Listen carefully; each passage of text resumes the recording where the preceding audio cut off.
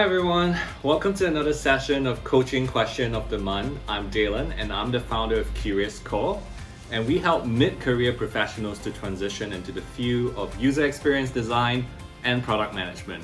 So I'm here again to share with you the coaching question of the month, and this month's coaching question is related to something called the abundance mindset.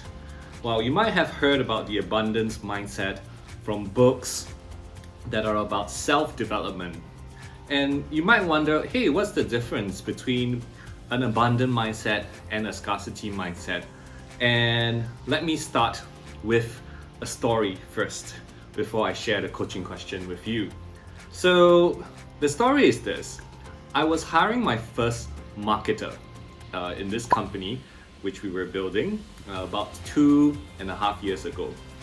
And this marketer, I interviewed quite a number of people, and we had a little bit of a bump trying to hire people, because when we offered people a position, not everyone wanted to join the company. And at a point in time, there was only one employee, so I can totally understand that people didn't want to bet their future in this small company that was almost non-existent at that point in time. So I was interviewing this particular candidate and I offered her a position, and in the end she decided not to take on the position because of some salary concerns. So I said, oh yeah, we can't adjust the salary, we're quite fixed on it because we're just really small startup. But I was quite impressed with the candidate and the output of work that she produced, right? Because I asked her, hey, can you maybe do some research on this? And she did it, and I was quite impressed with the output. So I recommended her to work for a friend of mine in another prominent startup. And I wasn't expecting anything in return, and I was just very bullish about this person and her potential and her prospects. So I just decided to recommend her to a friend who may be actually able to meet her salary budget. And it turns out my friend really liked this candidate and offered her a position, and she's been working there ever since. And what actually happened and transpired after that was that she recommended another friend of hers who was looking for a job but couldn't find a job as a fresh graduate. And I was quite heartened to actually receive her application, and I interviewed this person she recommended as a friend, and we interviewed her, and we found her to be very suitable for the role, and we decided to offer her a position, and she worked with us as our first marketer for the first year, for 1 year, as a contract. And this actually taught me a very important lesson and reinforced something that I was already practicing back then, which is the mindset of abundance, right? So if I had a scarcity mindset, I would be like, oh, this person rejected the job offer, maybe this person is not worth it, I shouldn't be helping this person, it's kind of like a waste of my time. But instead of thinking about all those things, I decided that actually, hey, this is a great candidate, this is a great talent.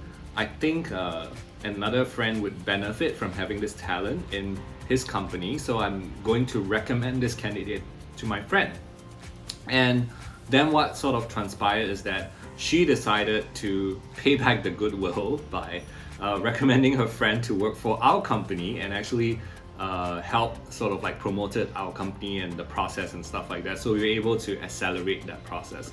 So this is a very simple story on how we practice abundance mindset in the way we run our business and the way we sort of work with our students as well. And we really encourage anyone who's looking to transition into the field of user experience design to actually think about how you can carry this mindset in your job search, right? So instead of thinking like, I'm competing with all these other candidates, right, out there in the market, and there's not enough jobs, I'd like you to think about, hey, actually there's plenty of UX jobs, right? And if this company feels that I'm not a good fit as a UX designer or a product manager, I can actually recommend my friend who's also looking for a job to this company.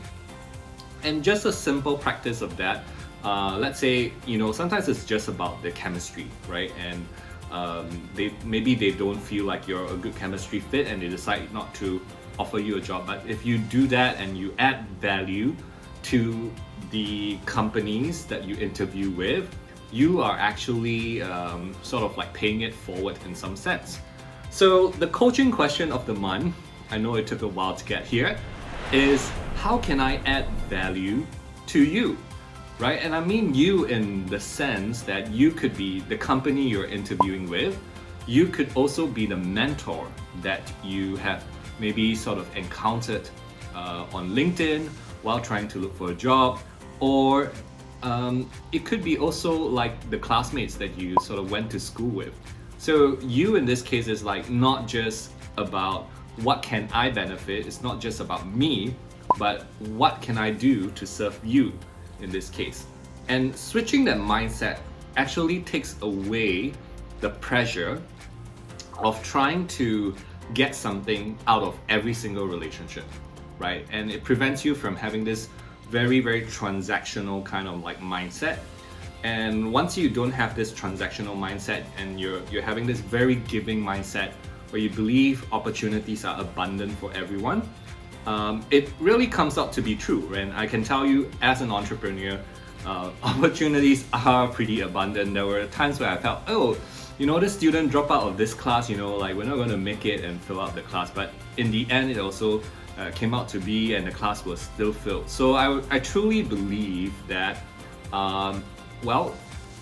not every service or product is for everyone, right? And if you believe like this is the right thing for you, just go ahead and do it. And I always ask myself whenever I'm networking with people, like, how can I add more value to their lives? How can I serve them better? And even for my own students, I always think about, hey, is there anything I can do to help you? Is there anything I can do where I can serve you better?